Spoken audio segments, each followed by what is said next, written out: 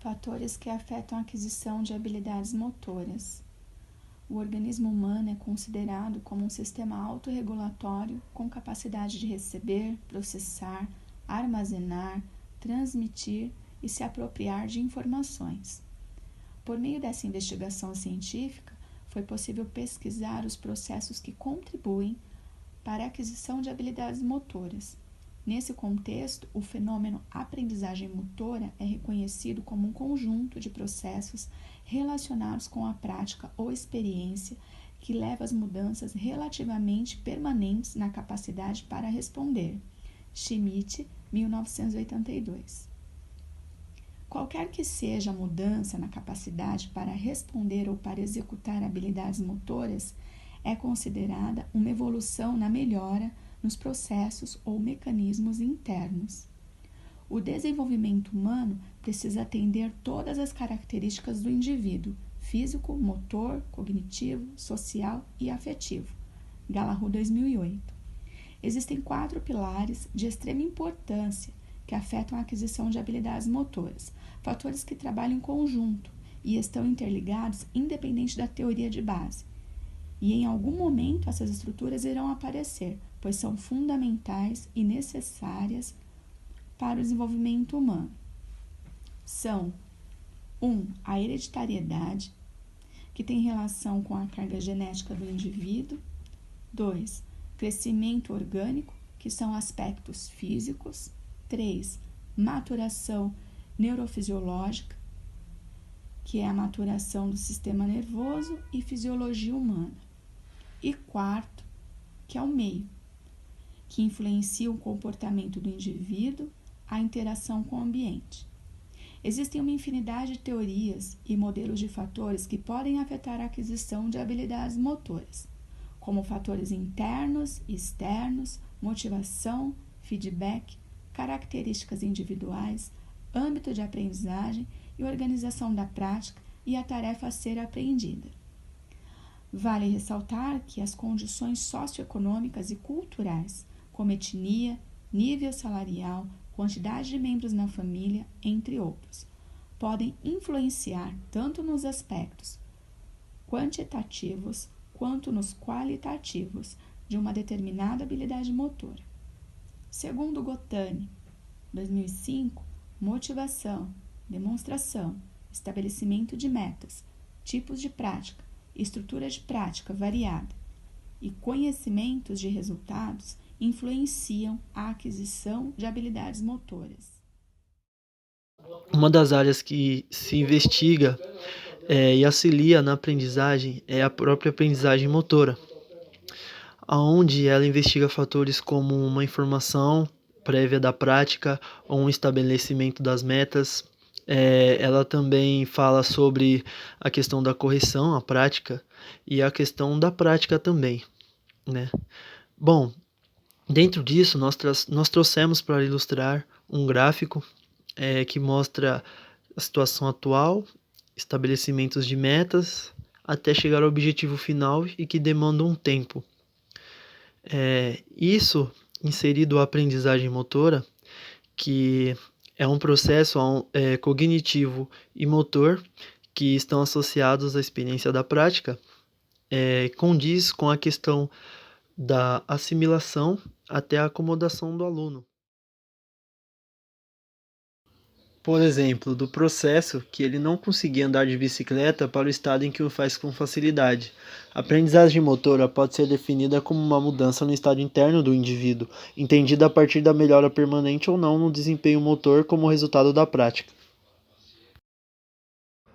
Desempenho motor refere-se à capacidade de realização de tarefas motoras, que reúnem componentes de aptidão física relacionadas à saúde, como força muscular, resistência aeróbica, flexibilidade articular, composição corporal e ao desempenho, como velocidade de movimento, agilidade, coordenação, equilíbrio e a energia.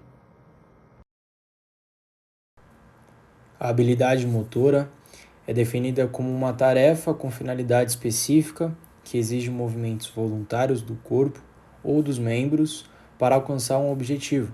Exemplo: correr, lançar, uma bola ou algum objeto, tocar piano, dançar e etc.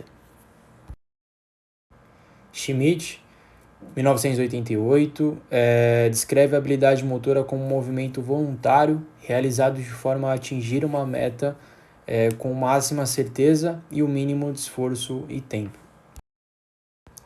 A habilidade motora grossa são habilidades motoras fundamentais que utilizam um grupo muscular maior para que haja uma produção de ação ou ações que necessitam de uma menor precisão na execução dos movimentos, como por exemplo, caminhar, pular, saltar, arremessar e etc. Já a habilidade motora fina requer maior controle dos músculos menores, especialmente aos envolvidos na coordenação das mãos e dos olhos, pois esses movimentos necessitam um grau maior de precisão, como por exemplo, desenhar, a técnica da digitação, pintar, costurar, abotar uma camisa, enfim. Segundo Galahu, 2008, habilidades locomotoras são aquelas em que o corpo é transportado na direção vertical ou horizontal, de um local para outro. Atividades como saltar, saltitar, correr, pular, corda, são reconhecidos como movimentos locomotores fundamentais. As habilidades estabilizadoras, segundo Gotani, 1988, são todos aqueles que permitem ao indivíduo recuperar e manter o equilíbrio em relação à força da gravidade. Os movimentos axiais de aduzir e abduzir, rotação, flexionar e estender, mantendo o corpo estável, mostram estabilidade.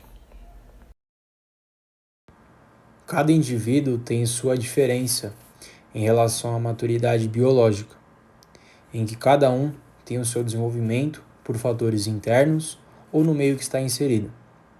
Vale ressaltar que no contexto atual, sendo em uma era digital, as crianças não alcançam o desenvolvimento motor desejado para a sua idade por conta da pouca ou falta de estimulação dos movimentos. Diversos fatores podem afetar a aquisição de habilidades motoras, sejam eles internos e externos, motivação, feedback, características individuais, ambiente da aprendizagem e organização da prática e a tarefa a ser aprendida. É importante salientar que cada faixa etária tem as suas características específicas e especiais do desenvolvimento que precisam ser respeitadas. Para cada fase, deve-se trabalhar uma metodologia diferente, ressaltando sempre os objetivos apropriados para cada idade, estimulando o indivíduo a ter uma satisfação e bem-estar ao desempenhar suas atividades. A educação física adquire um papel importantíssimo à medida que ela tem condições de estruturar o ambiente, adequando para o indivíduo, oferecendo experiências. Professores de educação física devem selecionar experiências motoras no nível de capacidade dos seus alunos, sua fase de desenvolvimento também e o nível de aprendizado da habilidade motora em específico. Nesse esquema de Tani 2005, temos os fatores que afetam a aprendizagem de habilidades motoras e os fatores que são manipulados no ensino de habilidades motoras. Temos a instrução. Essa instrução ela pode ser tanto verbal como uma instrução de demonstração. Temos o nosso tema, que é o estabelecimento de meta. Podemos estabelecer metas um pouco mais complexas ou um pouco mais fáceis de executar. Metas mais específicas ou metas mais vagas, e metas a longo prazo e metas de curto prazo. Temos as práticas, física ou mental, prática como um todo, ou a parte desse todo, a prática massificada, uma parte distribuída, uma parte mais separada, mais específica. Tem uma prática constante e a prática variada. Dentro da prática variada, temos os blocos, o aleatório e a seriada. E temos também, por último, o conhecimento de resultados, que tem 3 vertentes, né? A precisão, a frequência e a abrangência. Os estudos feitos sobre os efeitos do estabelecimento de metas foram desenvolvidos inicialmente na área da psicologia organizacional, mais especificamente no contexto industrial. Segundo Burton, 1994, e Weinberg, 1992 e 1994. Neste contexto, as pesquisas têm sido realizadas principalmente com o objetivo de entender os efeitos do estabelecimento de metas sobre a melhoria da produtividade em indivíduos com metas pessoais. Segundo Dawes, 2004, o esporte de alto rendimento em partes apresenta pontos em comum com o mundo empresarial, dando em conta que ambos trabalham com a eficiência e a produtividade de seus trabalhadores ou atletas. Assim, vendo o estabelecimento de metas empresarial pode ser transferido à realidade esportiva, onde pode orientar o caminho a ser seguido no treinamento, atuando como técnica de intervenção essencial para regular a motivação, além de influenciar positivamente nas variáveis como concentração, estresse ou ansiedade, autoconfiança e coesão de grupo.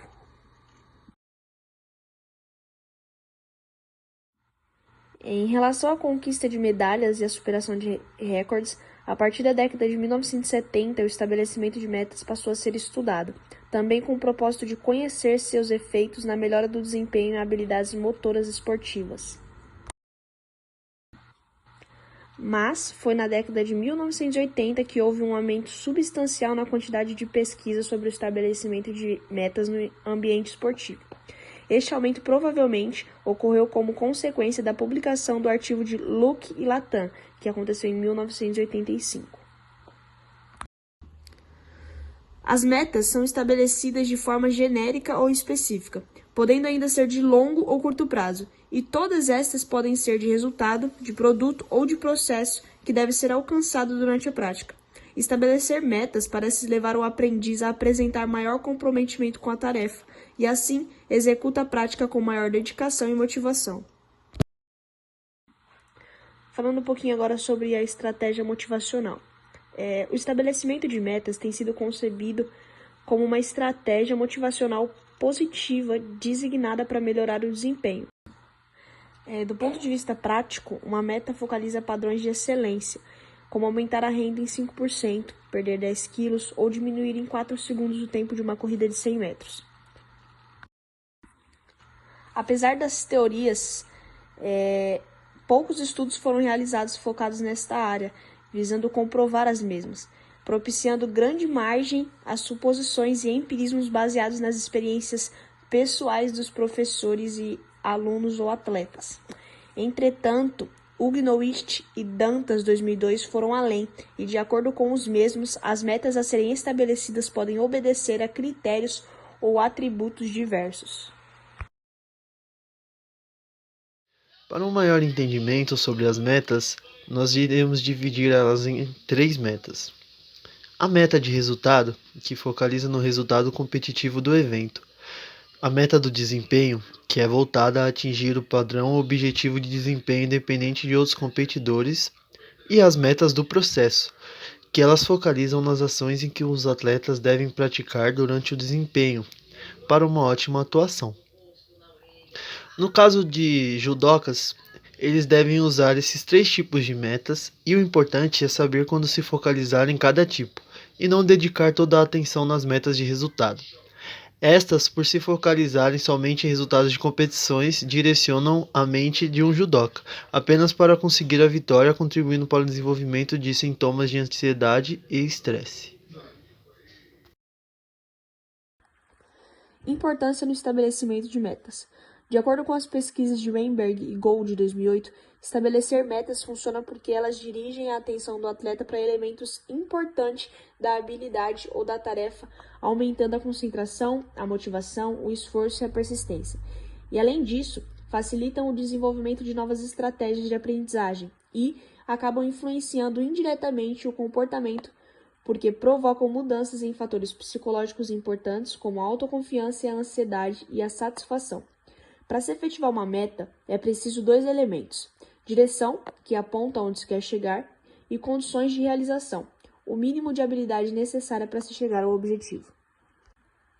Os judocas, por exemplo, eles podem ter como objetivo ou meta efetuar um determinado número de golpes a cada 2 minutos de luta, executar determinada técnica, aprimorando-a nos próximos 10 treinos, assistir aos vídeos de luta de seus adversários 2 vezes por semana até a próxima competição, diminuir o número de vezes em que o adversário tecnicamente superior o arremessa, ou mesmo arremessar um adversário tecnicamente inferior 4 vezes por luta, realizar a técnica de mentalização meia hora antes do treino e etc.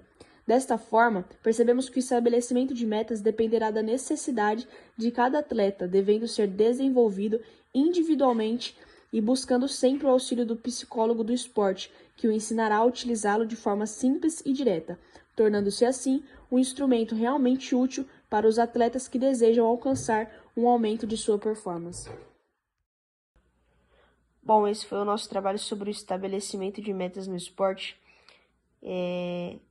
Esperamos que vocês tenham entendido que o estabelecimento de metas é apenas uma estratégia para que os atletas tenham números maiores e uma evolução maior técnica, tática, e os objetivos deles sejam alcançados. Agradecemos mais uma vez e um abraço. A seguir, nossas referências bibliográficas e em seguida o nome de cada integrante do grupo. Obrigado a todos.